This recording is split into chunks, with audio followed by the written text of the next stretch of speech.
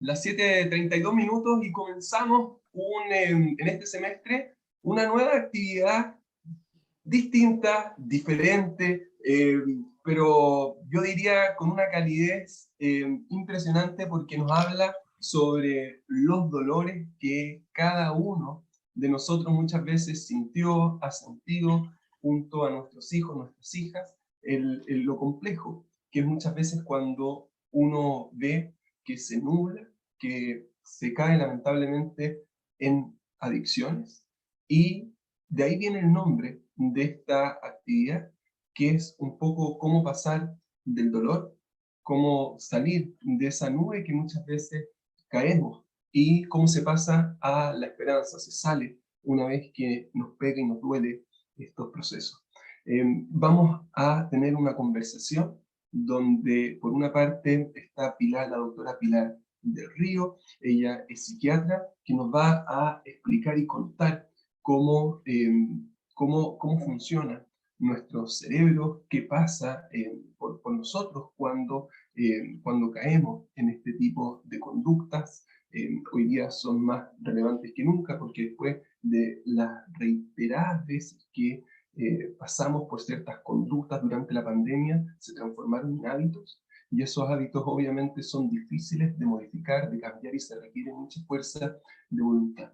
Y Pilar nos va a hablar un poco cómo sucede y qué pasa con nuestro cerebro, y después ella va, como les va a explicar, va a responder tres preguntas que son muy directas y simples: cómo se caen adicciones, cómo se sale, y cómo pedir ayuda, cómo saber cuando uno no puede solo y necesita ayuda de tercero. Y por otra parte, después está Gregorio Reisi, quien cayó en este hoyo de la adicción durante mucho tiempo, le dolió, y nos va a contar cómo salió él. Estas tres mismas preguntas que Pilar va a explicar en teoría, Gregorio nos va a ayudar a llevarlas en la práctica. Vamos a ver ahí si es que entramos a un espacio que también abre lo digital, o nos vamos directamente a lo más importante, que son las preguntas de ustedes, papás, mamás, hijos e hijas, donde podamos un poco conversar, conocer sus inquietudes, sus dificultades frente a estas temáticas tan complejas, tan duras y tan relevantes de conversar. Entonces, con eso también saludo. Estamos con Mónica Nelson de El Grange, con Fernanda Aresti del Colegio Lincoln, quien al final de esta conversación entre Pilar y Gregorio nos van a ayudar con las preguntas. Vamos a pasar acá leyendo las preguntas del público. Los invitamos. Hay Q&A, que si ustedes ven, y también chat, para que por favor vayan, a medida que vamos avanzando en la conversación, puedan preguntarnos, y si es que hay alguien, un estudiante, que quisiera hacer preguntas en privado, es decir, anónimas, para que no salgan ahí, me parece que una forma muy buena es: yo voy a poner acá mi email, eh, y de forma absolutamente, yo no voy a revelar el nombre, ustedes me mandan esa pregunta, y yo la copio sin poner el nombre. De esa forma no van a estar en ningún tipo ahí estoy, es difícil hacer dos cosas al mismo tiempo, pero ahí puse un email en el chat. Perdón, esto no está, ahí está, para que por favor puedan ponerlo. Además, voy a poner ahora un link a medida que vayamos avanzando, para que ustedes completen su mail para poder enviarles después esta conversación grabada, ¿ya? Entonces voy a poner un link en un par de minutos más, mientras vamos avanzando la conversación, y de esa forma pueden recibir después esta conversación en sus emails para que esté grabada, y también saber qué otras temáticas les gustaría conversar en estos espacios para poder satisfacernos, ¿verdad?, de mejor forma sus expectativas. Dicho lo anterior, Pilar del Río, ¿cómo estás? Muy Antes de buenas eso, tardes. antes de Ah, eso, quiero explicar algo. Cuando escriben las preguntas, donde dice preguntas y respuestas, no se va a ver las preguntas, el público no ve las preguntas, solamente las vamos a ver nosotros. Así que eso también es información importante. Si no ven ahí, no significa que no hay, significa que solo las estamos viendo nosotros. Perdona, Daniel, pero para aclarar. no, El mismo al punto que... contrario. Ya. Excelente. Entonces, ahora sí, entonces ya saben, Q&A, las preguntas no las vamos a ver nosotros, o sea, las vamos a ver nosotros, no las van a ver ustedes, pero eso no significa que no las hayamos tenido. Entonces, a través de ese espacio también pueden hacer sus preguntas. Pilar del Río, ¿cómo estás? Muy buenas tardes. Buenas noches, Daniel. Buenas noches a todos. Bienvenidos. Los invito entonces a tener este espacio de reflexión conjunta, de diálogo. Y les agradezco a todos por estar aquí un miércoles en la tarde, cansados después del trabajo. Se lo agradezco en nombre de sus hijos, porque de verdad que tengamos estas conversaciones es muy importante. Daniel nos propuso este encuentro del dolor de la destrucción a la esperanza de la recuperación. Me parece que es un nombre que de por sí ya dice todo lo que vamos a conversar hoy día, y mi labor es traerles las neurociencias a la vida cotidiana. Eso es lo que quiero hacer hoy día, ver cómo la neurociencia nos puede aportar para la vida. Así es que agradezco la confianza, la invitación. Para mí esto es siempre un gusto. ¿Y a qué los invito hoy? Los invito, como decía Daniel, a respondernos 3 preguntas muy concretas. 1. ¿Qué hace que un adolescente caiga en una conducta autodestructiva como puede ser una adicción? 2. ¿Qué necesita su cerebro para poder salir de esta situación? Y 3. ¿Cuándo es momento de pedir ayuda? Así es que tranquilos todos los que están cansados, que mi idea es que esta información les quede para algo muy concreto y muy útil, no para solamente hablar de neurociencias, que es mi pasión, se los confieso. Entonces, ¿qué hace que un adolescente caiga en conductas autodestructivas como una adicción? Primero, acordémonos que el cerebro adolescente, que está cambiando, ¿cierto? Y eso nos lo dicen siempre. ¿Cuál es uno de los cambios más importantes para entender qué hace que caigan estas conductas? La baja optimización de la conectividad en las redes. Esto quiere decir que los cables, ya que son las neuronas, se conectan, sí, pero no óptimamente. Les cuesta conectar una con otra, especialmente las vías que se usan para procesar emociones. Por lo tanto, el cerebro de un adolescente primero reacciona y después piensa. Una cosa así como esto: anda, no vas a chocar contra esos árboles, no te vas a caer al lago, el hielo no se quebrará. Mi cerebro me está tratando de matar. Esto es para todos los papás, para que nos pongamos en el lugar de nuestros hijos, de que a veces no es que tengan ciertas conductas que a nosotros nos preocupan o nos enojan por mala voluntad, ¿no? Sino que efectivamente esa red no alcanzó a traspasarle la información de una a otra y actuó antes de pensar.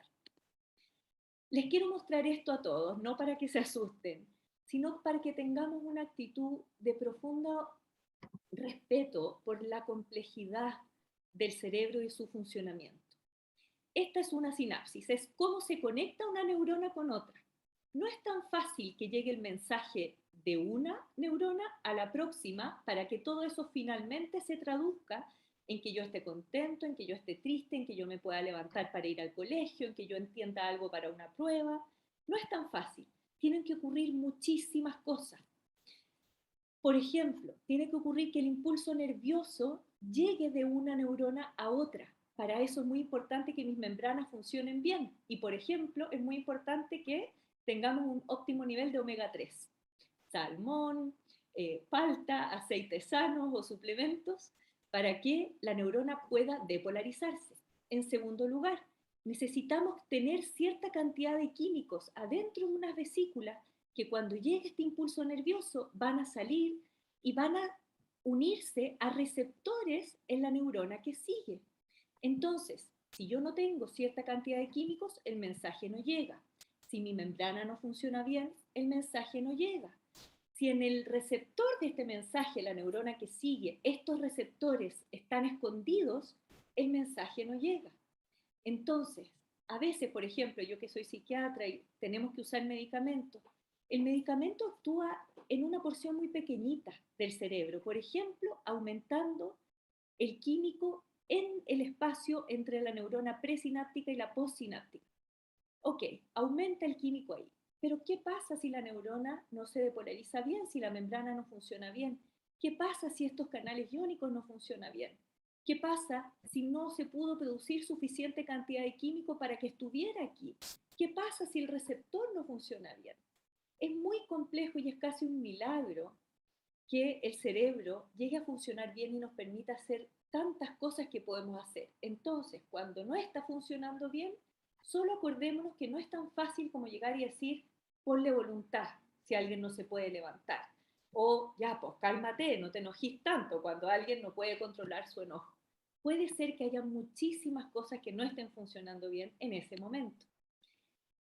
Y las principales habilidades socioemocionales como el ánimo, la energía, los impulsos, la motivación y la concentración dependen de 3 neurotransmisores básicos: noradrenalina, serotonina y dopamina, que se llaman las monoaminas, y que van por carreteras a través del cerebro, ¿ya? Distintas vías que son como carreteras que unen las distintas zonas del cerebro que tienen que conversar para que yo finalmente diga, me siento bien, me puedo concentrar, puedo decidir no comerme 3 tortas y comerme un pedacito nomás.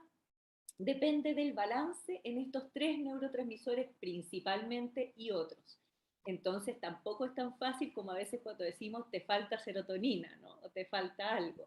No, es importante que exista un equilibrio entre todos y un buen funcionamiento en la conexión entre una neurona y otra. Y aquí es donde entramos entonces a la pregunta concreta. ¿Cómo se cae en una adicción o conducta adictiva? Bueno, depende de uno de estos circuitos, principalmente el de la dopamina, que es la neurobiología de la motivación. Y aquí les quiero mostrar este esquema muy sencillo que preparé para que veamos cómo la persona decide repetir una acción y cómo decide cuál hacer y qué no. Entonces, este es el esquema o el gráfico de los estímulos naturales y cómo impactan en el cerebro la dopamina. ¿Ya? Aquí está el número de repeticiones y aquí está el número de receptores de dopamina que se tienen que activar. Vamos a un estímulo natural placentero clásico, el deporte. Yo hago deporte una vez y mis neuronas dopaminérgicas secretaron hasta aquí. Me gustó, pero me costó. Lo hago la segunda vez. Llegué hasta aquí. Un poco mejor y más placer. Porque si yo activo más neuronas dopaminérgicas, siento más placer. Lo hago una tercera vez, una cuarta vez, y cada vez me va gustando más. Hasta que después de un número importante de repeticiones, mis neuronas ya consideran esto como un estímulo bueno para mí, placentero para mí, y cada vez que yo lo haga, voy a alcanzar el umbral de activación de neuronas dopaminérgicas que me va a permitir a mí decir, esto me gusta, esto es algo que yo quiero hacer, sentir placer por un buen rato y después baja de a poco. Esta es la curva de un estímulo natural. Pónganle aquí ver a alguien que me gusta y después darle un abrazo, pónganle aquí salir a caminar, tocar un instrumento. Cuando estoy aprendiendo, de a poco voy activando más y más neuronas. Cuando ya soy bueno en ese instrumento, cada vez que lo toco siento un placer y quiero volver a repetirlo. Y puedo volver a repetirlo porque con una dosis alcanzo el nivel que necesito para que eso me guste. ¿Qué pasa con las sustancias o las conductas adictivas? Las sustancias o las conductas adictivas tienen este otro gráfico. Yo, por ejemplo, me meto a las pantallas, hago una compra, ¿no? O me como algo lleno de azúcar y tengo esta activación. Es una activación muchísimo mayor e inmediata de la que consigo con estímulos naturales. Entonces digo, chuta, esto parece que me gusta mucho más que algo para lo que me tengo que esforzar. Pero ¿dónde está la trampa? La trampa está en que este placer, esta activación baja muy rápido. Y como además me secretó toda la dopamina que yo tenía, a la siguiente vez que yo la repito, que la quiero repetir porque esto fue intenso y me gustó, me queda menos dopamina dentro de las neuronas. Por lo tanto, ya no siento el mismo placer. Y lo vuelvo a repetir porque yo quiero tener esta sensación. Pero lo vuelvo a repetir y no alcancé a reponer ese químico en la neurona. Entonces ahora ya siento mucho menos placer que antes. ¿Y qué pienso? Quiero más dosis. Por ejemplo, me comí un chocolate versus comerte una fruta o algo así que de a poco te va haciendo sentir bien. Me comí un chocolate y lo sentí exquisito. Quiero más. Vuelvo a comer, pero ya no sentí el mismo placer que antes. Quiero más, quiero más. Al final me duele la guata, me cayó pésimo y resulta que no vuelvo a tener esa sensación que tuve la primera vez. Pero mi cuerpo lo quiere repetir y repetir y repetir, buscando esta sensación cuando mi cerebro no me la va a producir, porque tiene un número limitado de químico dopamina. Entonces, cuando mi cerebro yo lo expongo a los estímulos naturales, poco a poco voy aumentando mi sensación de placer, mi motivación, mis ganas de repetirlo y cada vez que yo lo repita, voy a tener una curva parecida a esta, que poquito a poco sube los niveles de dopamina, me mantengo por un buen rato en ese nivel de placer y luego baja de a poco. Como la curva es así, no necesito repetirlo inmediatamente, compulsivamente cada vez, sino que me basta con el partido de pádel que me jugué. No quiero jugar 5 partidos de pádel seguidos inmediatamente después, porque esto me dejó satisfecho y me dejó tranquilo. En cambio, cuando me compré una polera y luego digo, no, quiero otra más, esperando tener esa adrenalina de la primera compra, resulta que mi cerebro lo voy desgastando y después, aunque yo haga la misma acción o consuma esa misma sustancia que espero que me dé placer, no tengo la misma sensación y me frustro y me desespero. Entonces, nuestros cerebros están cableados para la conexión.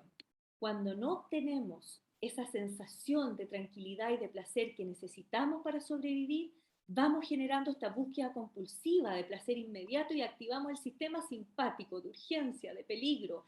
Necesito algo que me haga sentir tranquilo ahora ya. Y ahí accedemos a lo que está más a la mano a veces, comida, compras, pantallas, redes sociales, olvidando que existen estas otras actividades que nos generan esa real sensación de tranquilidad que estamos buscando.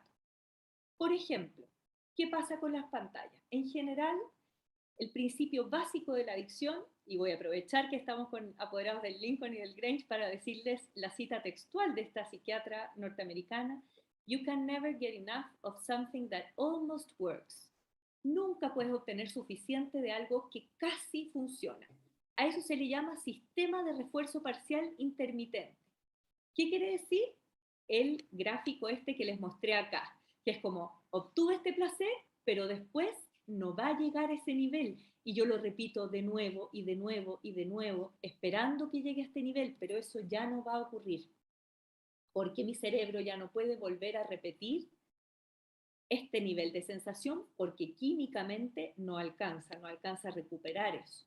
Entonces yo lo vuelvo a buscar y lo vuelvo a buscar esperando tener esa sensación que recuerdo de la primera vez, pero eso no va a volver a ocurrir y me quedo ahí atrapado, como siempre esperando obtenerlo.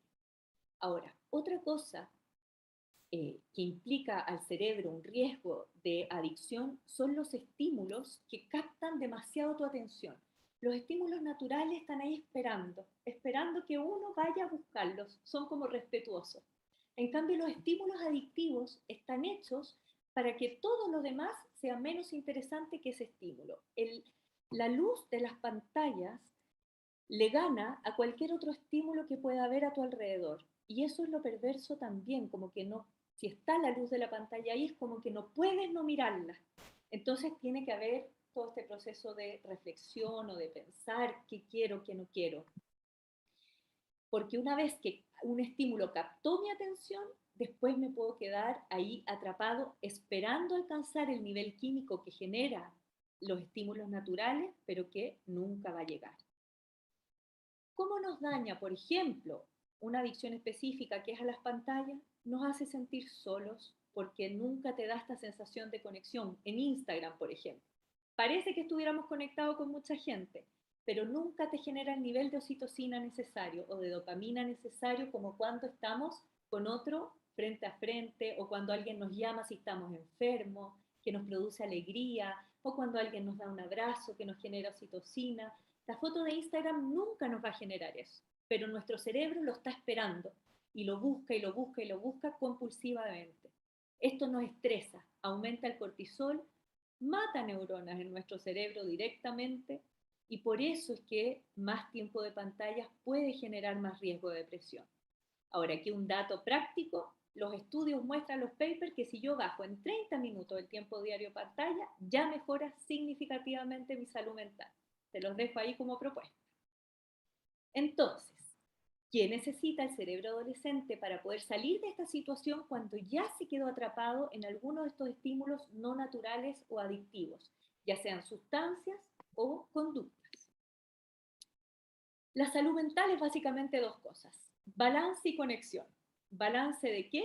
Balance de los neurotransmisores, de las hormonas y de nuestras defensas. Entonces, cuidemos la microbiota del intestino, cuidemos que con ejercicio, por ejemplo, todos nuestros sistemas hormonales funcionen bien, y cuidemos el balance de nuestros neurotransmisores aprendiendo una técnica que les voy a enseñar ahora en un ratito. Y por otra parte, salud mental es que nuestro cerebro pueda estar bien conectado unas zonas con otras. Por lo tanto, en el adolescente, que se están remodelando principalmente la corteza y el sistema límbico, que son el raciocinio con las emociones, lo que yo tengo que hacer es repetición constante de los aprendizajes. ¿Por qué? A esta edad, los circuitos que se están remodelando son los que nos van a dar las funciones más complejas: la toma de decisiones, la jerarquización, el decidir qué me gusta, el decidir mis valores. Son las funciones más complejas del cerebro. Por lo tanto, mientras más compleja es una función, más posibilidades tengo yo de modificarla. Eso significa que es plástica, de modificarla y de armarla como un artesano. Por lo tanto, papás, mamás, elijamos bien, y por supuesto también hijos e hijas, a qué estímulos vamos a exponer a nuestros cerebros. Aquellos estímulos que nuestro cerebro reciba con más constancia son los que se van a quedar grabados. Entonces, más que decir no te quedes en la cama o pásame el celular, digamos, vamos a subir un cerro, vamos a jugar pádel, tomemos clase de piano, leamos un cuento juntos, vamos a ir viendo más ejemplos. ¿Por qué? Porque para que yo aprenda cosas nuevas y buenas, tengo que motivarme. Y para que yo me motive, tiene que ser algo que me genere una emoción placentera o agradable. No saco nada con darlo como un deber. Antes, de hecho, se creía que lo que nos permitía sobrevivir era el sistema simpático de huida o defensa. Pero hoy se sabe que es el parasimpático, que es el que se activa y nos pone en modo protección y conexión, el que nos calma. Entonces, solo con el sistema parasimpático activado yo puedo acompañar a otros y conectar con otros. ¿Cómo activo el parasimpático? Y esto, Daniel, si podemos, yo les mando este PDF para que lo tengan. Ahí tienen muchas técnicas. Respirar por la nariz en una frecuencia 4-4-7, tomo 4, retengo 4, boto en 7, respirar solo por el lado izquierdo de la nariz, yoga, cantar, flotar, el abrazo de refugio, que es cruzar los brazos sobre los hombros, subir hasta el codo, subir y bajar repetidamente, golpecitos alternados en los dos hombros. Todas estas son técnicas concretas que les van a permitir a ustedes activar el sistema parasimpático, y con el parasimpático activado van a poder entonces escoger los mejores estímulos para su cerebro. Ahora, ¿por dónde empiezo, Pilar? Entonces, entiendo que el cerebro puede caer en una adicción cuando yo descompenso los sistemas de dopamina, serotonina y noradrenalina.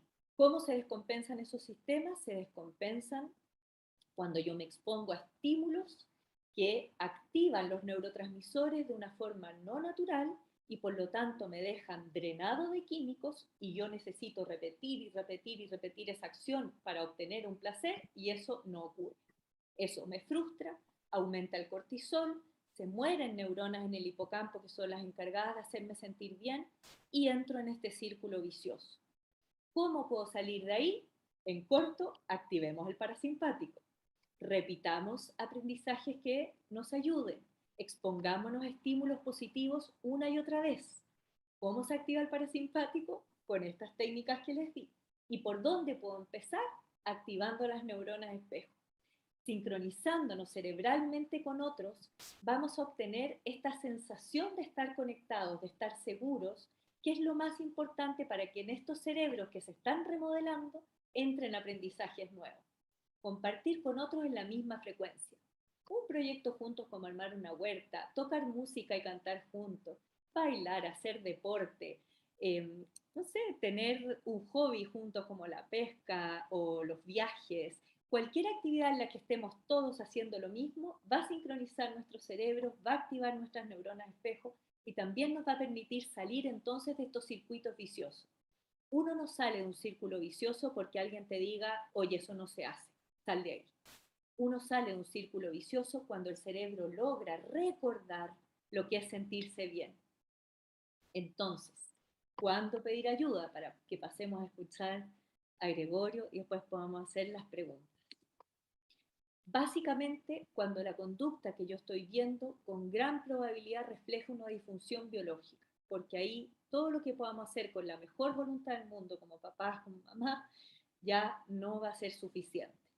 Cuando se altera el sueño y yo no puedo dormir, hay una disfunción biológica, porque esas son funciones que están muy resguardadas en el tallo del cerebro y que tienen que pasar muchos filtros para que se alteren. Entonces, si hay alteraciones del sueño, consultar de inmediato. Si hay alteraciones del apetito, lo mismo, tengo muy poca hambre o no puedo parar de comer, también consultar, porque quiere decir que hay algo en las zonas profundas del cerebro que está alterado. Si yo me hago daño de cualquier manera, es importante consultar. Si yo tengo tan poca esperanza que siento que la vida ya no tiene sentido, es importante consultar. Cuando no puedo mantener mi autonomía o mi funcionamiento habitual, por ejemplo, no puedo ir al colegio. Por ejemplo, yo antes hacía mi mochila solo, todas mis cosas solo y ya no puedo hacerlo. O cuando tengo cambios de ánimo permanentes e inflexibles. O sea, un mal día, que de repente nos peleemos, no es motivo para consultar. Pero si yo estoy por más de 2 semanas permanentemente triste, me invitan a ver una película que es lo que más me gusta en la vida y eso no me interesa. Me llaman mis amigos para salir, que normalmente me encanta y ahora no me interesa. Nada me saca de este ánimo triste o enojado o desesperanzado, entonces también es momento de consultar. Ahora, les quiero dejar este mensaje a todos porque a veces nos estresamos o nos ponemos como muy pendientes de ayudar a otros y de cómo saco yo a otro de una situación conflictiva en la que está. Lo más importante para conectar con otro es poder conectar con uno mismo, contigo mismo. Esto se lo digo a los mamás, a los papás y también a los niños cuando quieren, de repente están muy preocupados por un amigo, una amiga, no saben cómo sacar a esa persona de ese problema.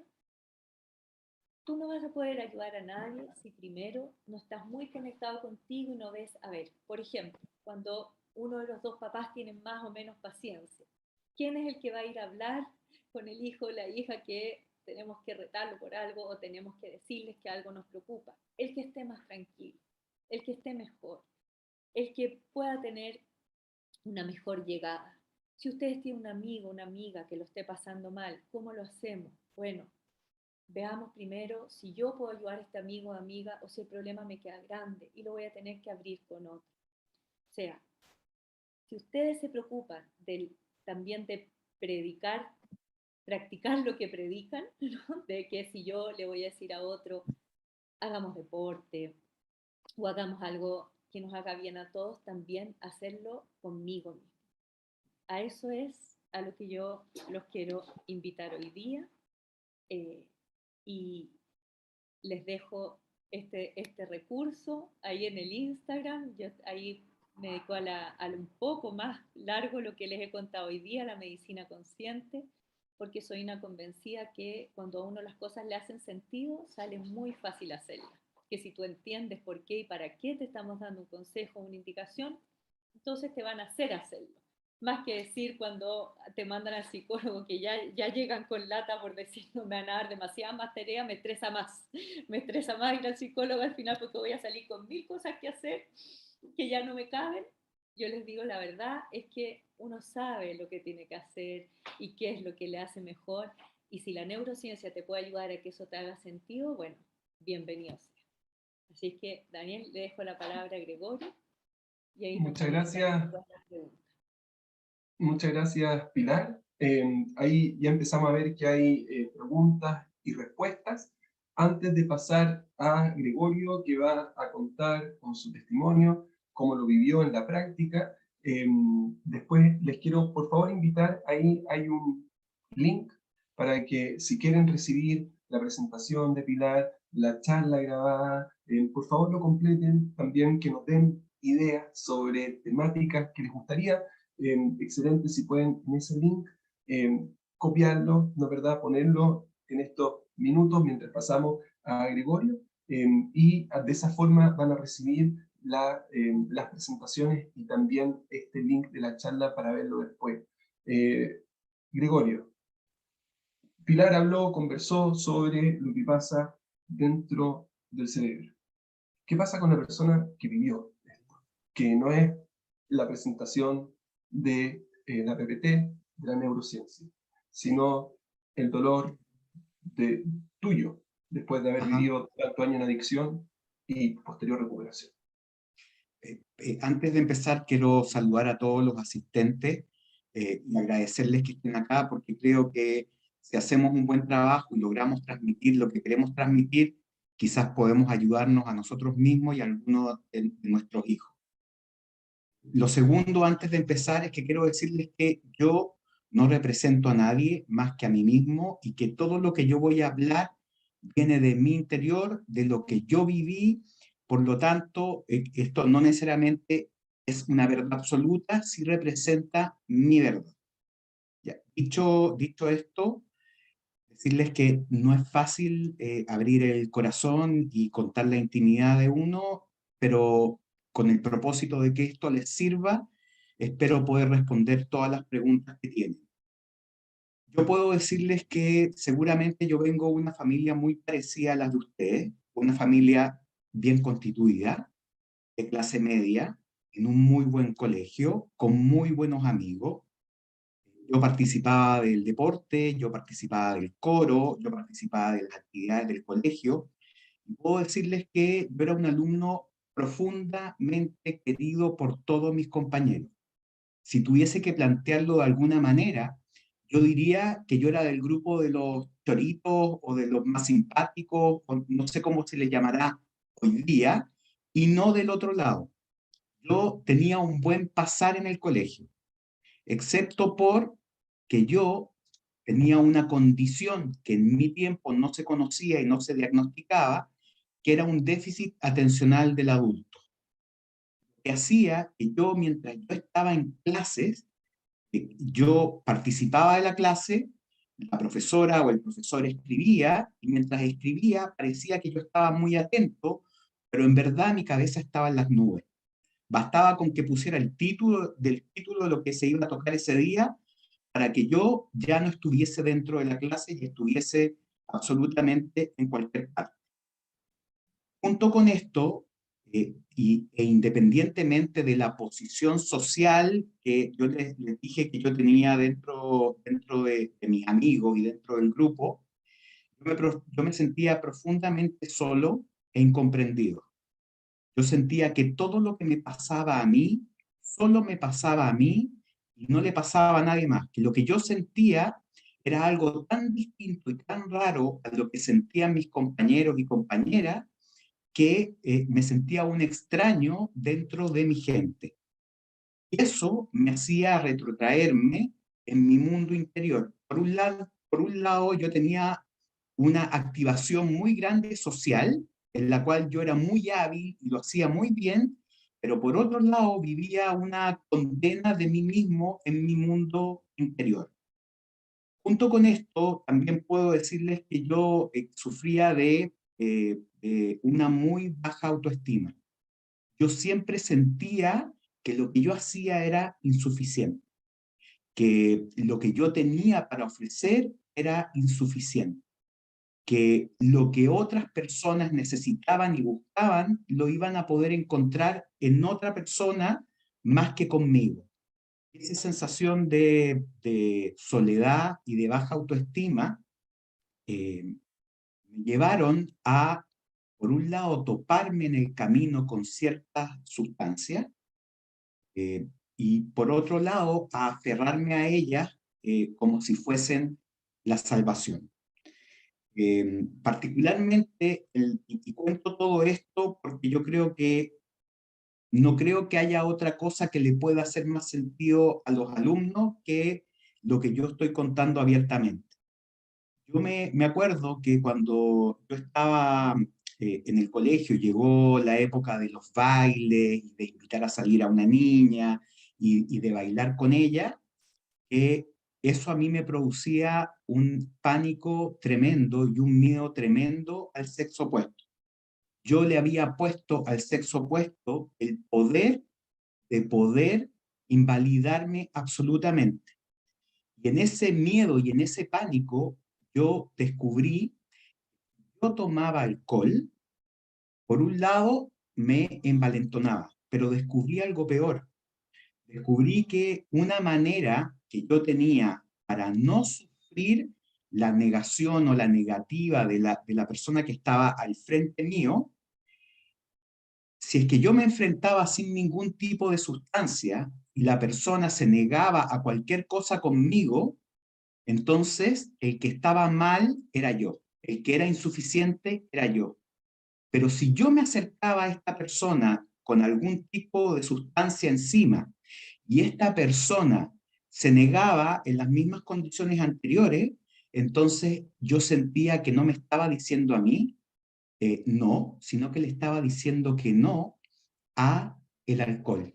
Yo podía culpar al alcohol de mi fracaso o de no conseguir mis objetivos y eso me daba como un colchón de seguridad frente a la otra persona y también frente a mis amigos, porque siempre era más fácil decir, la invité a salir, no a salir, perdón, la invité a bailar, pero yo estaba tan tomado que no me pescó.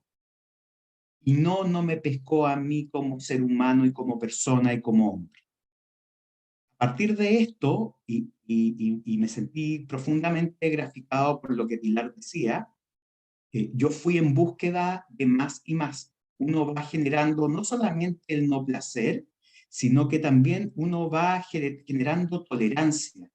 Y cada vez necesito más para lograr algo similar a lo de la primera vez.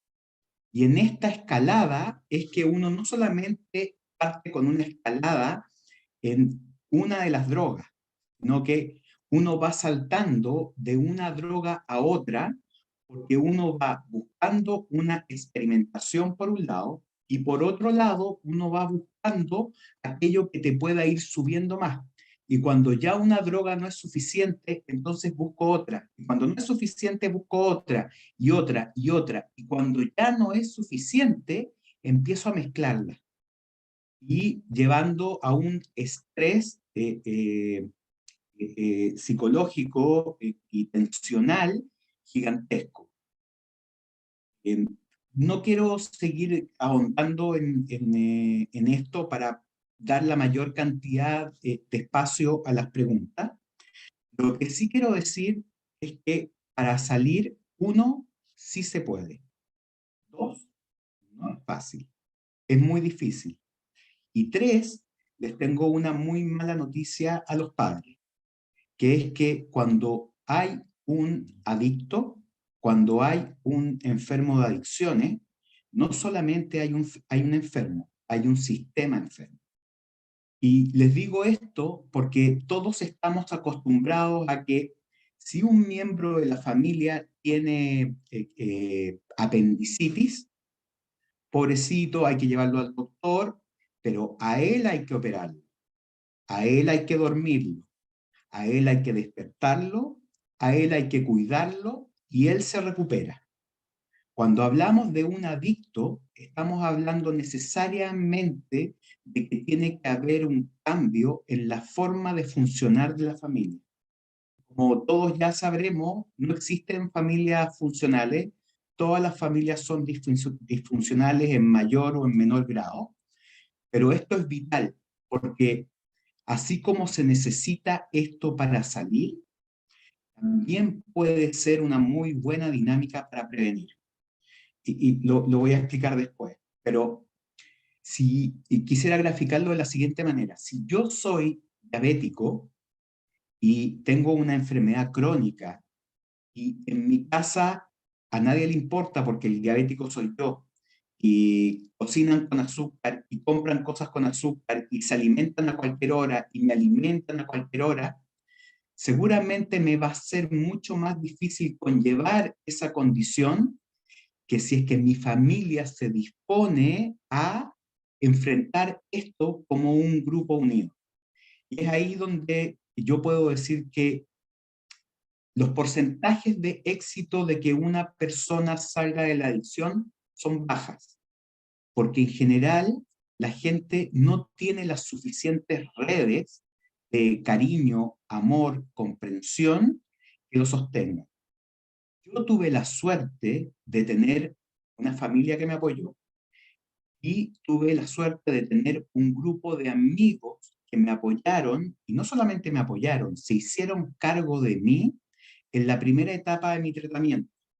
Ellos configuraron, como ellos lo llamaban, un directorio de Gregorio. Y este directorio era el que en un comienzo pensaba por mí, tomaba decisiones por mí, manejaba mis platas, estaba encima mío, me pedía exámenes de droga y que si yo no hubiese tenido esa contención y esa preocupación en conjunto con un buen psiquiatra, en conjunto con un muy buen psicólogo, seguramente yo no estaría aquí y no podría estar contando mi historia de éxito. ¿Okay? ¿Cómo pedir ayuda? ¡Wow! Qué tremenda pregunta, porque desde el punto de vista práctico, es muy difícil pedir ayuda. Es muy difícil que un adicto llegue al nivel de conciencia como para decir necesito ayuda. De hecho, en un tratamiento de adicciones, el primer paso, que si es que uno no da este paso, es imposible seguir con nada adelante, es el reconocimiento de que uno es adicto y de que la vida de uno se ha vuelto ingobernable. Mal podría un adicto pedir ayuda. Y quiero volver a lo que les dije en un principio. Yo me sentía tan extraño, tan distinto, con emociones tan a flor de piel cuando yo era pequeño, que no me atrevía a comunicárselo a nadie, tampoco a mis padres. En este momento en que yo me sentía que estaba en un consumo más que excesivo, cuando digo más que excesivo, y también lo quiero llevar a las pantallas, es cuando uno deja de consumir o uno deja de mirar pantalla y uno siente que le falta el aire, que no puede respirar, que eso es la benzina que uno necesita para poder seguir adelante. Por lo tanto, yo creo que hay muy poca gente que se encuentra en la claridad mental, emocional, que cuenta con la red adecuada para poder pedir ayuda. Pero acá sí me quiero colgar de lo que colocó Pilar, porque efectivamente una manera involuntaria de pedir ayuda es el comportamiento que uno va adquiriendo y que uno va teniendo. Yo quiero sintetizar lo que dijo Pilar en una sigla que ojalá la puedan escribir porque les va a ayudar y los va a acompañar durante toda la vida, que es CHES. C de cansado, A de hambriento, mucho o poco, E de enojado y S de solo. Una o varias de estas mezcladas en combinación nos van a dar el indicador de que esa persona, ese niño, ese amigo, esa mamá, ese papá, ese tío, está en problemas. Cuando muchos padres me preguntan, pero ¿cómo hago para darme cuenta? Bueno, los padres tienen una herramienta impresionante para darse cuenta, que es el sexto sentido. Y como dicen por ahí, si desde lejos parece una flor, si tiene pétalos, si tiene pistilos, si tiene un tallo y si tiene espinas, lo más probable es que sea una flor. Si hay algo que ustedes encuentren raro, distinto, que no calza, que les extraña, que ha cambiado bruscamente o progresivamente en cualquier componente de su familia, bueno, quizás es porque nos está pidiendo ayuda a gritos con su lenguaje no verbal. No quiero extenderme porque creo que lo más valioso no es lo que yo tengo para contarle, sino que lo que yo tengo para responder. Así que, Daniel, te paso la palabra, no sé cómo sigue esto. Sí, estamos con Mónica y Fernanda, que van a ir coordinando ahí las preguntas en función de esos Q&A, de las preguntas y respuestas, para que la gente, en el fondo, lo invitamos nuevamente a hacer las preguntas y las que ya fueron realizadas, ir ahí dirigiéndolas tanto a Pilar como a ti, Gregorio. Aprovecho también de pedirle a las personas nuevamente que hay un link si es que quieren recibir la presentación de Pilar junto a la charla y darnos ideas sobre nuevas temáticas, por favor, lo contesten. Sin más, Mónica, Fernanda, adelante, por favor. Papás, mamás, estudiantes de todos los colegios, muy agradecidos y nos invitamos a participar de esta conversación. Gracias, Daniel. Voy a partir yo con la primera pregunta. Es, ¿cómo proteger como padres a un adolescente con baja autoestima frente a las conductas de riesgo que facilitarían el consumo de drogas? Esta pregunta la hicieron cuando la Pilar estaba presentando. Gracias, Fe, por esa pregunta. De hecho, y aprovechar, me da el link perfecto, que aprovechar de que Gregorio me había dicho que todo lo que él dijera que pudiera ser como conectado con la neurociencia, aprovecháramos de hacerlo. Y para poder responder esa pregunta, cómo proteger a alguien con baja autoestima de que caiga en un riesgo de adicciones, necesito replantear varios conceptos. El primero, este es un proceso. Entonces, alguien también no necesariamente tiene baja autoestima permanentemente, ¿no? Sino que la percepción de mí mismo va cambiando según cómo yo evalúo, que otros me miran, que otros opinan, si recibo solo críticas o recibo también refuerzos positivos, si de repente soy capaz de hacer alguna actividad en la que soy bueno, mi autoestima va a ser, dependiendo también del entorno al que estoy expuesto, bueno o malo. Entonces, ¿cómo puedo proteger a alguien que ha estado más expuesto a situaciones en las que se siente solo, insuficiente, no capaz o no perteneciente al grupo? Básicamente ayudando a que esa persona tenga una experiencia diferente. Aquí no sirven mucho las palabras, entran por una oreja y salen por la otra, pero como si tú eres tan lindo, pero si tú eres tan inteligente, pero todas esas palabras van a entrar a una zona del cerebro que no es la que se está remodelando hoy día. Hoy día lo que necesitamos hacer es que se conecte la región límbica, que es donde aparecen todas las emociones, con la zona frontal, que es la que analiza las emociones. Lo que le pasa al cerebro a un adolescente es que a veces estas dos están desconectadas y no se comunican. Entonces yo racionalmente escucho a mi mamá, a mi papá y digo, sí, en verdad tengo buenas notas, ¿por qué me siento tonto? Bueno, porque estas dos zonas no se están conectando.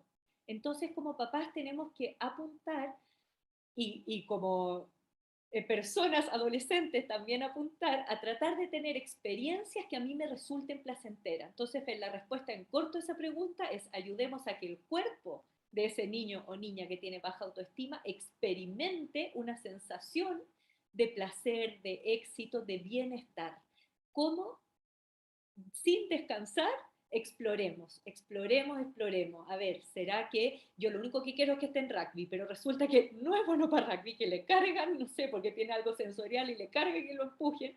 Entonces, no insistamos por ahí. Veamos en otra cosa en la que sí pueda desarrollarse bien, por ponerles un ejemplo. O en realidad muy desordenado. Yo estoy todo el día enfocada en que sea más ordenado, cuando en realidad el talento de este niño o de esta niña es ser empático y es el que siempre sabe que otro está enfermo y le pregunta. Entonces yo lo expongo a más de esas experiencias, porque no tengo que tratar de explicar. Y en ese sentido, Gregorio, respecto a lo que tú dijiste, agradezco mucho tu testimonio. Solamente volver a rescatar que, claro, que todas esas sensaciones que tenías y la búsqueda de alivio de esas sensaciones, en el fondo es muy legítima y muy válida, pero a veces olvidamos que lo que está a la mano para aliviar esa sensación o que creemos que la va a aliviar, lo que hace químicamente es todo lo contrario. Y ahí es donde tenemos que estar nosotros muy ojos también de educarnos, ¿no? De cómo funciona nuestro cerebro. A veces creemos que el chocolate nos va, es lo que necesito, y siempre decimos necesito un chocolate, pero en realidad lo que el cuerpo necesita no es subir la insulina y que mis neuronas se descompensen, sino que otra cosa. Eso. Gracias. Oye, y yo quiero aprovechar, relacionando con lo que estás diciendo, una pregunta que se repite de distintas maneras, y es entonces el si existe una propensión biológica a las adicciones, porque aquí tú estás hablando de algo que es súper importante y que tiene que ver con el entorno, que tiene que ver con la familia, con el apoyo, pero ¿qué pasa con la biología? ¿Hay una condición genética en esto? ¿Hay un factor genético? Eso lo preguntan varias personas. Me preguntan harto. Ya, aquí es muy buena pregunta. Mira, para ser súper clara, cualquiera de nosotros podría caer en una adicción, aunque no tengamos una propensión genética. El tema de que sí hay genes que te pueden hacer más propenso a una adicción es solo aumentar una probabilidad de riesgo. No es como, por ejemplo, por ponerle la fibrosis quística. ¿Tú tienes el gen o no tienes el gen? ¿Desarrolla la enfermedad o no desarrolla la enfermedad? En el tema de las adicciones son muchos los genes que te podrían hacer propenso a tener adicciones. Por ejemplo, los genes que regulan el control de impulsos deben ser, voy a inventar el número, pero de verdad que deben ser más de 200. 200 proteínas que juntas hacen que yo regule impulsos. Cualquiera de esas que esté alterada me puede hacer propenso a las adicciones. Entonces, cuando hay un factor biológico más potente, cuando yo tengo varios grupos de genes alterados, y la forma más fácil de saber si hay un gen es que muchas personas en la familia, abuelos, tíos, o sea, parientes directos de primera línea, hayan tenido una adicción. Ahora, a esa adicción se puede llegar por distintas vías, por un trastorno de ánimo, por descontrol de impulso, o efectivamente a veces hay receptores que son más sensibles. Cuando estoy que sí tiene una alteración el receptor mismo, ya sea de GABAérgico o de benzodiazepinas o otros. Así es que sí hay genes, son muchísimos, aumenta probabilidades, pero cualquiera puede desarrollar una adicción si cae en estos círculos viciosos que hablábamos antes. Súper, gracias. Acá hay una pregunta para Gregorio, no sé si la va a poder responder. Es, ¿cómo habría cambiado tu vida si te hubiesen diagnosticado y medicado cuando eras chico respecto del déficit atencional? Uf, yo creo que hubiese sido otra vida. Porque no está bien lo que voy a decir, pero es como yo lo viví, ¿ya? Yo encontré en algunos tipos de droga, encontré un soporte que me permitía concentrarme cuando yo por mí mismo no era capaz de concentrarme. De alguna manera, los que utilizan drogas, todos las utilizan como un bastón. Pero yo logré o encontré o me vendí el cuento de que con esta droga yo era capaz de concentrarme, estar mucho más activo, mucho más presente y ser mucho más eficiente de lo que podía ser sin consumir droga. Yo creo que hubiese sido un cambio muy importante en mi vida, pero no sé si me hubiese salvado de consumir drogas. Bueno, a propósito de eso, hay varias preguntas súper interesantes porque una de las preguntas estás hablando de ti, pero en ese sentido, ¿qué habría pasado o qué tendría que haber o qué debería cambiarse en una familia para poder ayudar y poder trabajar con alguno de sus miembros adictos? ¿Ah? Porque Ujú. un poco respondiendo a lo que tú estás planteando. Ajá. ¿Es para mí o es para Pilar? Yo creo que para ambos, de alguna manera. ¿Ah? Ya. Yo creo que tiene que ver con qué es lo que le pasó a ambos, porque un poco tu Ujú. experiencia, Gregorio, desde ahí y todo lo que has ido viendo, pero también de la Pilar. Por eso me Ya. parece interesante como para poder ver las dos visiones en esto. Mira, yo quisiera decir que en mi familia fue una familia en la cual no había ningún tipo de límite. Cuando digo no había límites, no me refiero a que hubiesen exceso, sino que falta de límite. En mi casa no había horario para comer, no había un lugar donde comer, cada uno comía en su pieza y solamente los domingos comíamos todos juntos. No había una estructura y no había una rutina. Y yo creo que el niño y el adolescente requieren de esta rutina y de este marco para poder formarse y estar presente. Cuando, cuando no hay un horario para comer y no nos encontramos para comer, entonces es mucho más factible que el niño que está enfermo de lo que sea no sea visto, no sea visualizado. Y esta facilidad obviamente permite que uno se meta en cosas que no tiene que meterse o que uno utilice, por ejemplo, la pantalla mucho más tiempo de la que debería utilizar, porque al final del día a nadie le importa, nadie lo ve. Y ese sentimiento de que a nadie le importa también me baja la autoestima. Entonces, son dos cosas. Una, si es que yo quiero prevenir, y hablé antes de que el sistema era disfuncional, entonces, antes de que caiga en algo, generemos las instancias para que nuestros niños conversen con nosotros, para conocerlos, para que se puedan expresar. Uno siempre, yo también tengo una hija, uno le hace preguntas que al final los niños no quieren responder, responden corto, pero si uno pasa suficiente tiempo con ellos terminan hablando solos.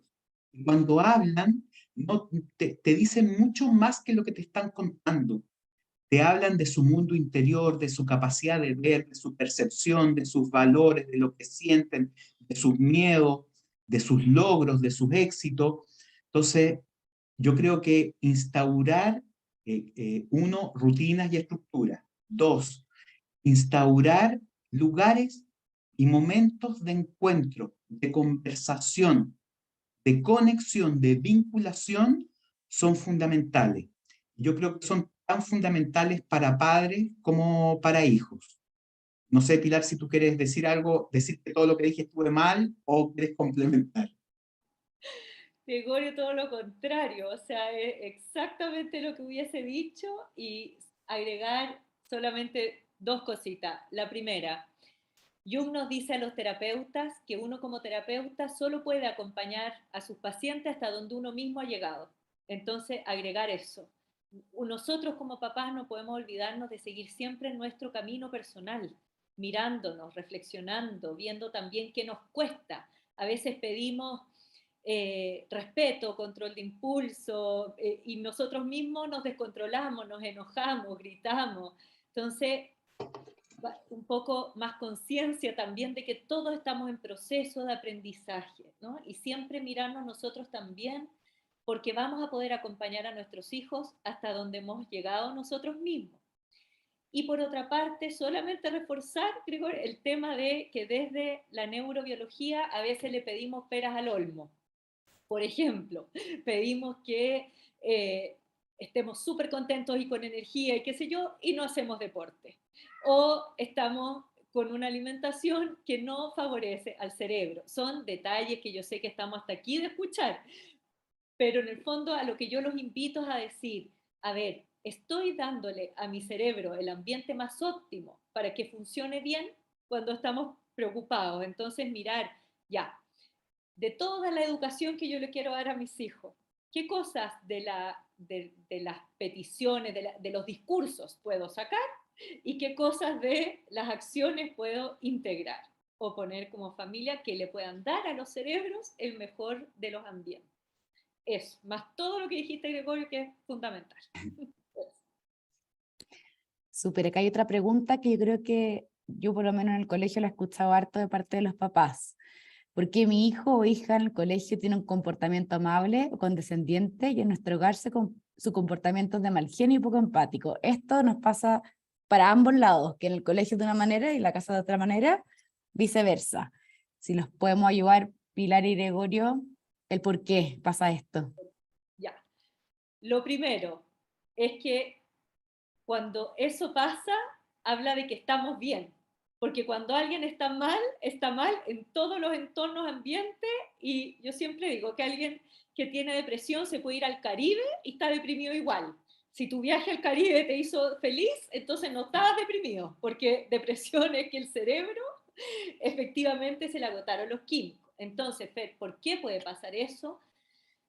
Porque los niños se sienten más seguros en unos entornos que en otros. Y normalmente donde me siento más seguro es donde expreso mi enojo, donde me dejo ser, donde bajo el lóbulo frontal, ¿no?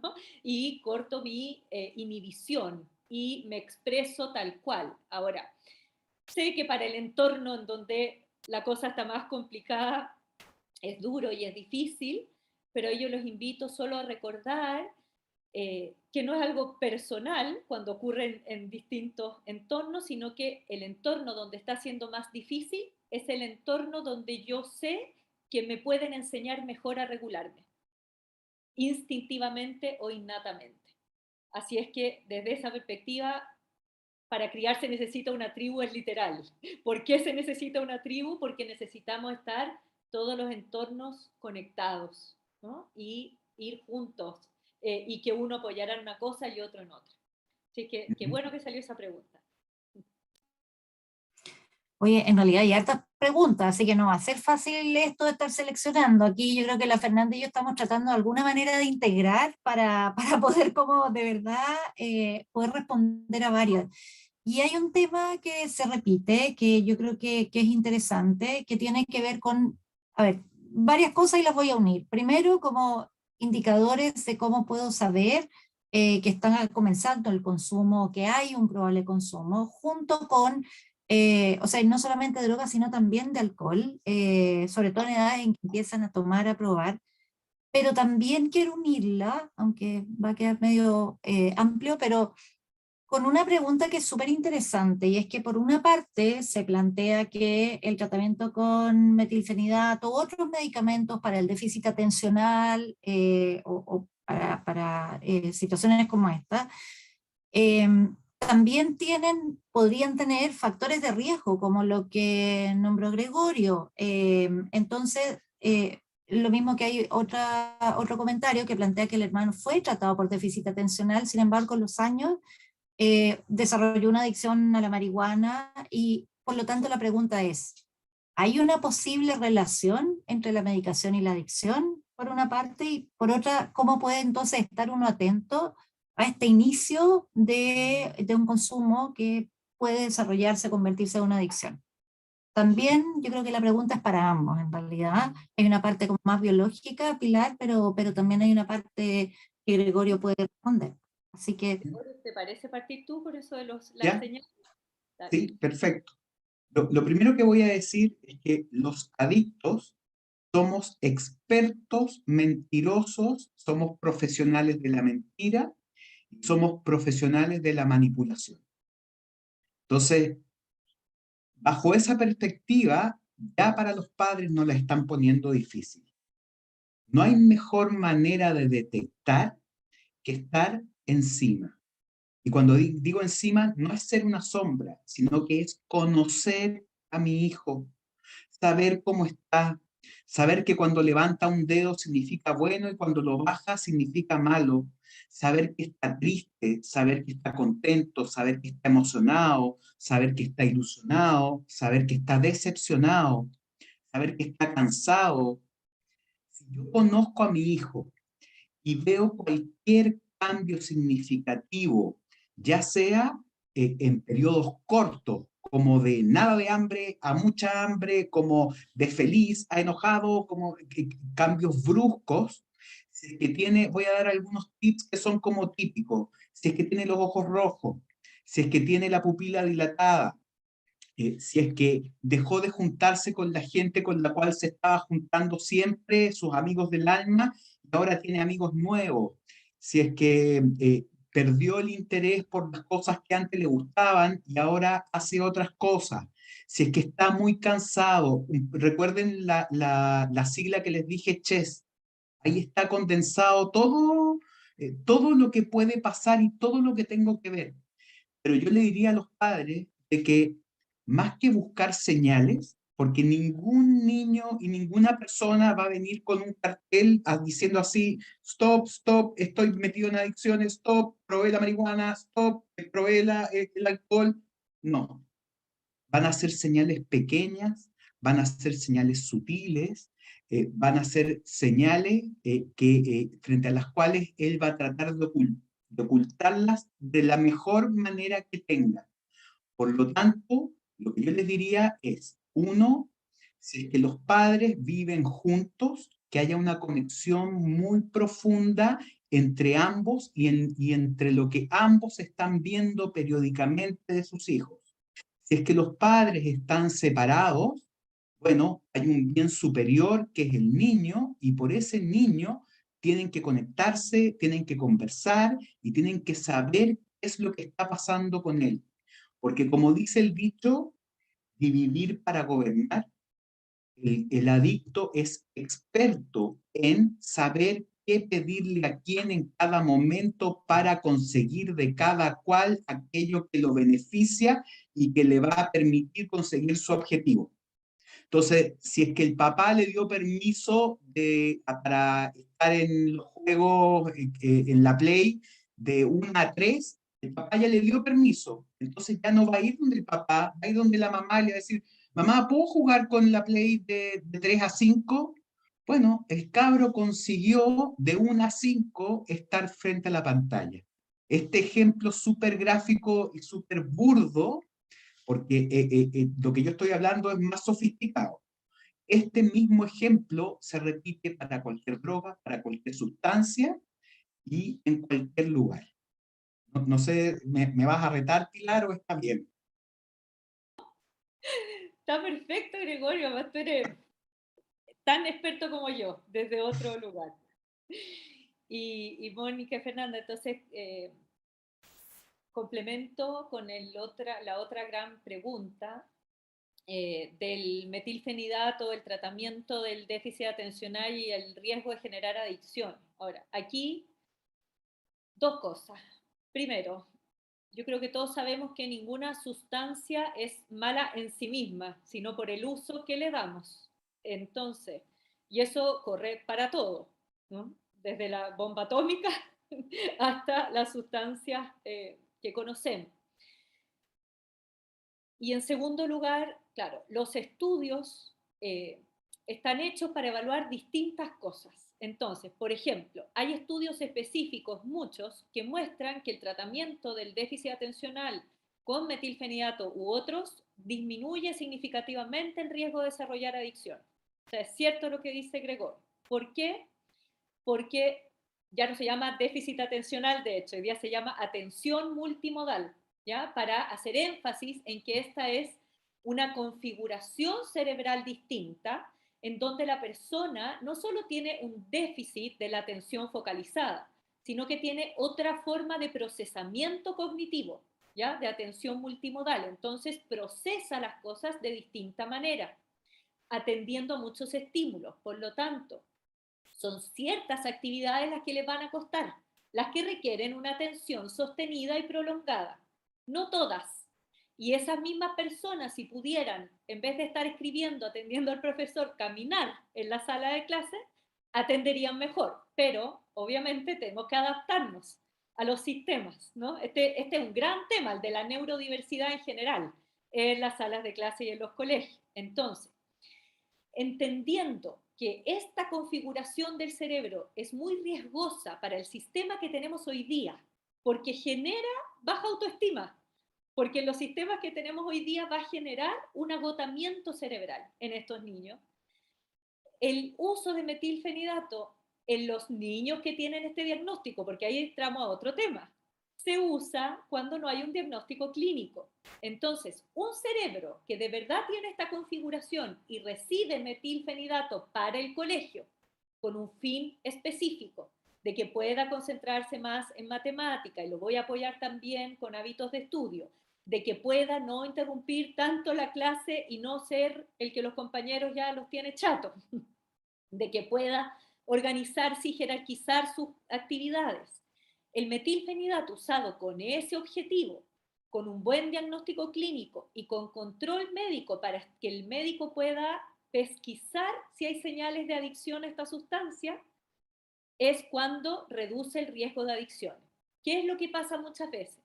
Que el metilfenidato se prescribe sin un diagnóstico certero de déficit atencional, por lo tanto se da a un cerebro que tiene otra configuración y que tiene receptores, entonces, que van a responder distinto a este medicamento. Y además se deja sin control, entonces la persona lo usa en más dosis y por más tiempo del que corresponde. Y ahí sí puede llevar más a adicciones o ser contraproducente. No sé si quedó claro. ¿Sí? Súper claro. Daniel, ¿seguimos? ¿Paramos? ¿Quieren que pare o quieren que siga? Dices tú. No, seguimos por lo menos 10 minutos, para poder también dar ese espacio que yo creo que la gente, por la cantidad de preguntas y las temáticas, está requiriendo. La verdad es que siempre sucede, digamos, que primero se conecta más gente y después, pero ahora estamos igual que al comienzo, entonces, lo cual demuestra, digamos, que tanto más interesados en los expositores hoy en día están interesados en ellos mismos. Para que por favor ahí sigamos, y ahí ahora sí a las 9, eso sí lo paramos también por el tiempo, ¿verdad? Hay varias preguntas en relación a qué pasa con aquellos niños que quizás tienen un perfil más tímido o que les gusta estar más solos, cuando ese querer estar solos o no querer comunicarse con los papás porque les da lata, es un problema o podría ser un problema. Cuando hay que tener más ojo con aquellos niños tímidos que quieren su espacio, que siempre han preferido estar de alguna manera sin tanto contacto, cuando como papá hay que preocuparse o cuando como profesor hay que tener más ojo. ¿Oír yo primero aquí, Gregorio? ¿Y después Es que yo no soy psicólogo, entonces no sé qué puedo aportar ahí. Mira, me encanta esa pregunta, porque siempre se le da más atención a los desordenados, ¿no? Y a los que... Llaman más la atención. Exactamente. Y los otros pasan piola, los más tímidos, los que no dan problemas, y efectivamente es más difícil ver señales sutiles si además el niño es introvertido y tímido, ¿no? Entonces, aquí hay varias cosas importantes. Primero, el cambio. O sea, si es un niño que siempre ha sido tímido, está bien. Y es importante respetar los ritmos y los espacios de cada uno. Y ahí ayuda mucho lo que decía Gregorio antes. Si yo tengo rutinas en donde todos los días yo veo a mi hijo, porque lo voy a buscar al colegio o a dejar, porque comemos juntos, porque siempre paso a ver qué está haciendo en su pieza al menos una vez en la tarde, a ver si está haciendo tareas o algo así, son como rituales, yo me voy a poder dar cuenta si hay un cambio. Y en segundo lugar, como la funcionalidad y que vaya adquiriendo las habilidades que corresponden. ¿Ya? La funcionalidad me refiero a que pueda ir al colegio, pueda hacer amigos, pueda ir desarrollando cierta autonomía. Y aquí yo invito a los papás también a estar muy al día con las habilidades que se deben adquirir a cada edad. porque efectivamente yo puedo ser tímido, pero es importante que yo desarrolle mi capacidad de vínculo, a mi ritmo, a mi estilo, con X amigos. Pero esa es una habilidad neurológica que si no la desarrollo es tan preocupante como si un niño de 6 años sigue con pañales. Entonces, cuando son los niños chicos, en general nosotros estamos mucho más al día de los hitos que tienen que ir cumpliendo y le vamos poniendo ojo. Y cuando son adolescentes, como que nos enfocamos solo en el miedo, ¿no? En el riesgo, en que no consuma o que no se porte mal en el colegio o que se saque buenas notas y nos olvidamos de ir viendo también los hitos que debe desarrollar. Capacidad de vincularse, capacidad de reflexión abstracta, o sea, de poder predecir qué va a pasar si yo hago tal cosa, de poder ponerme en el lugar del otro, ¿no? Capacidad de empatía y capacidad de jerarquizar, priorizar acciones y capacidad de ir construyendo una identidad propia sólida. O sea, yo puedo meterme a Scout y después no me gustó y me salí. Puedo tomar clases de algo y no me gustó y me salí. Pero tengo que mantener más o menos una línea, ¿no? De temperamento, de qué me gusta. Esa también es una habilidad que se adquiere a esta edad. Así es que con los niños más tímidos hay un poco más de trabajo y yo los invito en el fondo a acordarse que no solo tenemos que estar atentos a que no haga cosas malas, sino que vaya cumpliendo los hitos también del desarrollo y atentos a que no haya cambios bruscos y atentos a los ritmos biológicos. Yo aquí sugiero siempre, aunque me maten los alumnos que están, a las 8:30, 9 se apaga el internet de la casa, porque si no es imposible ver que duerman y tienen que crecer, tienen que dormir para crecer y ojalá descansar los cerebros. Entonces, cosas así. Me preocupo de los ritmos biológicos, de que vayan desarrollando habilidades y de que no hayan cambios bruscos en el funcionamiento. Si siempre fue tímido, está perfecto. ¿Puedo solamente interrumpir un minuto que es una pregunta para Gregorio? Perdón que me meta, pero necesito, Gregorio, yo creo que hay una pregunta que es fundamental, importante, que un poco nos llama hoy día. Que muchos niños, muchas niñas tienen conducta autodestructiva, ya sea adicción, ya sea autoagresión, y tú tocaste fondo, no sé si llegaste a lo más abajo que una persona puede llegar, pero están todos, de alguna u otra forma, las personas que se ven afectadas, se ven muy afectadas. Y eso lo describió Pilar, cómo funciona el cerebro, lo mostraste tú con tu ejemplo. La pregunta, y se puede pedir ayuda, es ¿qué motiva a una persona a querer salir? ¿Cómo se pasa del dolor y genera una mentalidad que le permite tener esperanza en una recuperación? ¿Cómo? ¿Por qué? ¿Qué, en tu caso, qué pasó? ¿Cómo y qué mensaje da eso de que muchas personas tienen ese dolor, ese sufrimiento que muchas veces interno caen en estas conductas? ¿Cómo se sale?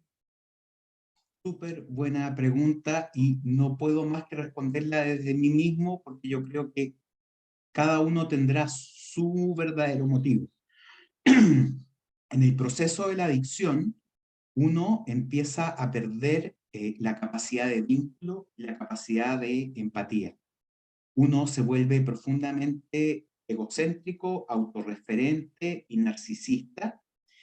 Y digo todo esto porque cuando yo entré y yo me tuve que internar, y cuando yo estuve internado, en el proceso que demoró aproximadamente 2 semanas, en el cual yo reconocí o logré reconocerme que yo tenía un problema con mi consumo de drogas y que yo era adicto y que mi vida se había vuelto ingobernable, pero aún así yo decía, bueno, esto es un problema mío, yo hago lo que quiero, ¿por qué se meten? ¿Por qué quieren venir a decirme lo que yo puedo hacer? Si yo me quiero matar, déjenme matarme solo, no se metan, que es mi vida y yo decido lo que yo quiero para mi vida.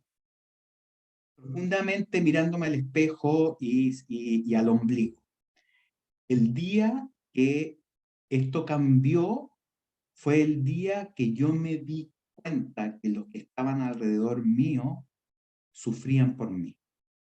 Cuando yo vi a mi mamá llorar, cuando yo vi a mis amigos preocupados y me di cuenta de que yo no estaba solo en este mundo y que había gente que me quería, gente que estaba preocupada por mí y gente a la cual le afectaba profundamente lo que yo estaba haciendo y hasta dónde había llegado, yo sentí que yo tenía un deber frente a mí y frente a ellos. Sentí que no podía ser tan egoísta de mirarme solamente a mí. Yo no tenía el derecho de quitarle la felicidad a mi mamá, que yo no tenía el derecho de quitarle un amigo a mis amigos. Yo tenía un deber. El primer deber de un adicto siempre debe ser el deber de querer salir uno mismo y para uno mismo. Eso es lo que dice la teoría. Pero también dice que uno debe buscar, al menos en algún primer momento, un bien superior o una persona superior o algo superior que te ayude a movilizarte. Porque en un momento de profunda baja autoestima y cuando tu vida se ha caído a pedazos y está todo deshecho, es muy difícil encontrar la fuerza en uno mismo para salir adelante. Yo, en lo personal, la encontré en mi núcleo más cercano, cuando sentí que yo era importante para alguien. Muchas gracias. Disculpe que haya interrumpido, Mónica, Fernanda. O no No, sé, yo te vaya a reír, pero yo iba a preguntar algo muy parecido. Iba justamente para allá, Daniela, así que perfecto, porque sabes que, de hecho, hay una pregunta ahí que es súper interesante, que creo que es clave, es muy cortita, pero me parece genial. Antes quiero decir, Gregorio, tienes que repetir la sigla porque varias personas la piden, porque lo dijiste rápido, entonces hay que repetir, además para escribirlo en el chat, así que para que Ok. quede registrado, ¿ya? ¿Quieres que lo haga al tiro o quieres después? Eh, yo creo que después, para tenerlo en mente, pero la pregunta, para continuar con lo que estabas, es, ¿una persona es adicta entonces o está adicta? Y esa es pregunta para ambos. Que, Puedo hablar, puedo hablar desde mí, desde lo que yo he aprendido y desde lo que yo he sí, vivido.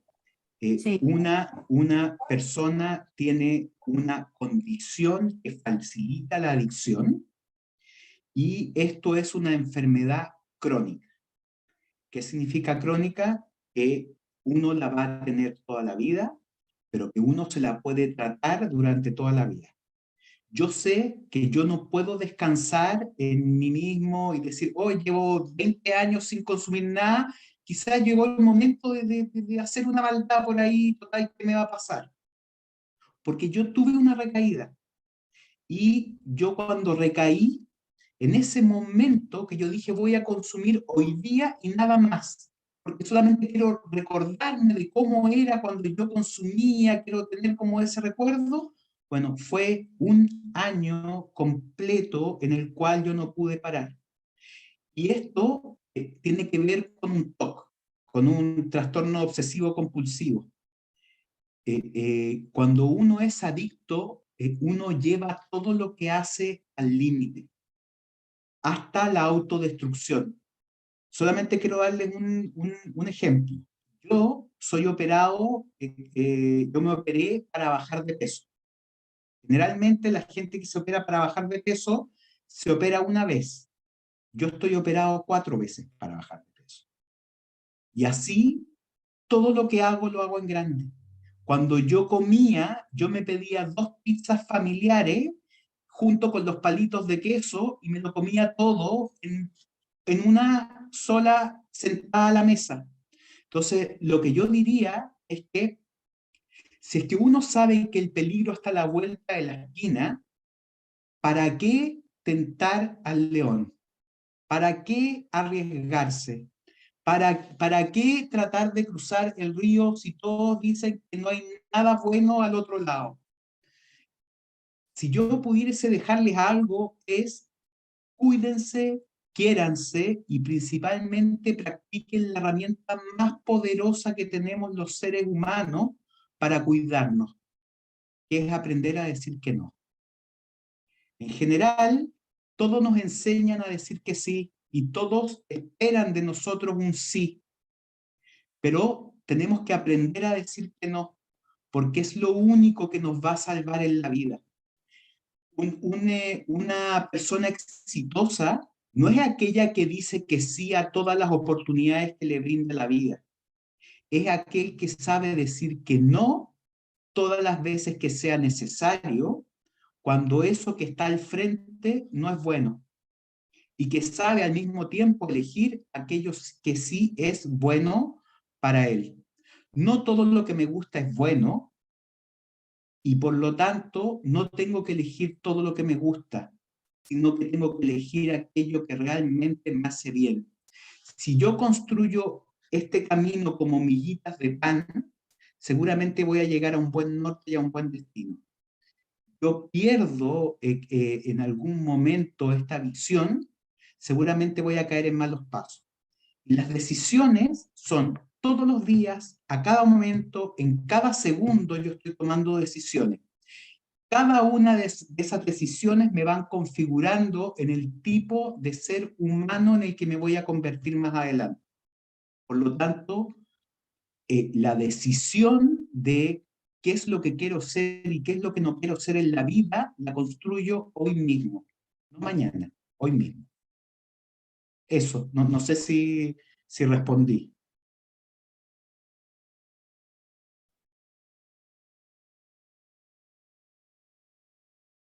Pilar, para complementar, y ahí vamos terminando después con un mensaje de cierre. Yo creo que está perfecta la respuesta, Daniel. Solo podría decir como a modo de esperanza que porque efectivamente se es adicto, pero se puede estar libre de esa adicción en el día a día, ¿no? Se puede estar no preso de esa adicción. Sí, Entonces, sí. pero los receptores no cambian, es lo que hay, como se ve con lo que nacimos. Y que mientras antes tomemos conciencia de eso, mejor. Una última pregunta, Fernanda o Mónica, antes de cerrar, o ya está todo, hay mucho parece, es difícil de tener uno. Entonces, ¿les parece si pido un mensaje de cierre a cada uno de los que está acá presente, Gregorio, Pilar, pero también, obviamente, Fernanda y Mónica? Sí, pero antes de eso, la promesa, la sigla, se nos olvida. Ya, No. ok. Así que dale, dila y Dila, la dila de escribimos nuevo y al después, tiro. dila y mientras la dice, Mónica la va a escribir. Ya, perfecto. La sigla es Eso. CHES. C-H-E-S. Ya, C de cansado, H de hambriento, E de enojado y S de solo. esto. Escrita y en el chat. Excelente, excelente. ¿Puedo pedir entonces espacio de cierre? A cada uno. Pilar. Yo creo que cerraría con lo que dijo Gregorio hace un ratito, de que finalmente el estar ahí para nosotros mismos y para nuestros hijos es una acción de todos los días, y los invitaría desde esa perspectiva a ser muy conscientes, ¿no? De cómo estamos a cada momento, de qué necesitamos y a los papás principalmente lo que les preocupe acerca de sus hijos, mírense ustedes y piensen, ok, ¿cómo hago yo para lidiar con esto que me preocupa de mi hijo o hija? Y desde ese lugar va a ser mucho más fácil acompañarlos. Y por otra parte, la adicción efectivamente y la autodestrucción es una enfermedad de la soledad. Yo estoy muy de acuerdo con esa sigla. Y el mejor antídoto para esa soledad es la conexión, que no necesariamente es que me cuenten todo, porque a esta edad no cuentan mucho, sino que es sencillamente sincronizar los cerebros. Hagamos cosas juntos, mirémonos a los ojos, el tacto.